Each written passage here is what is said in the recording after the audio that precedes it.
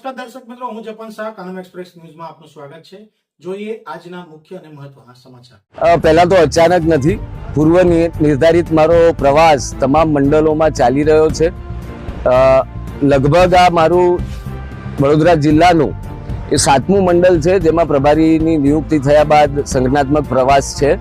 અને આગામી સમયમાં જ્યારે સ્થાનિક સ્વરાજની ચૂંટણીઓ આવી રહી છે, ત્યારે કાર્યકર્તાઓને જે અમારા કાર્યકર્તાઓ 24 કલાક 7 દિવસ સક્રિય હોય છે, એમને ચૂંટણી મોડમાં લાવવાની જરૂરિયાત નથી હોતી, છતાં પણ એક રીતે ચૂંટણી માટે સજ્જ કરવા અને આજથી જ ઇલેક્શન મોડમાં લાવવા માટેની એક આયોજનની બેઠક હતી, આગામી કાર્યક્રમોના આયોજન માટેની બેઠક હતી।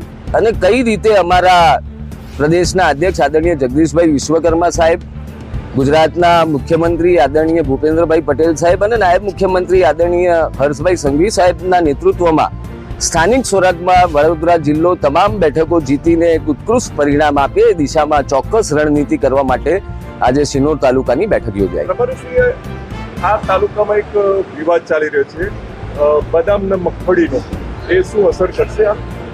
વિવાદો તો દરેક જગ્યાએ ચાલતા હોય છે, પણ એનું સુખદ સમાધાન લાવીને અમે કોઈ પણ ગેરસમજ હશે તો એને દૂર કરશું। અને મતદાતાઓનો મિજાજ એ ભારતીય જનતા પાર્ટી તરફ છે। હમણાં જ તાજેતરમાં બરોડા ડેરીની જે ચૂંટણી થઈ, એમાં પણ તમે પરિણામો જોયા છે, એટલે ભારતીય જનતા પાર્ટી જ્વલંત બહુમતી સાથે જીતશે એવો મને મતદાતાઓ માટે પૂરેપૂરો વિશ્વાસ।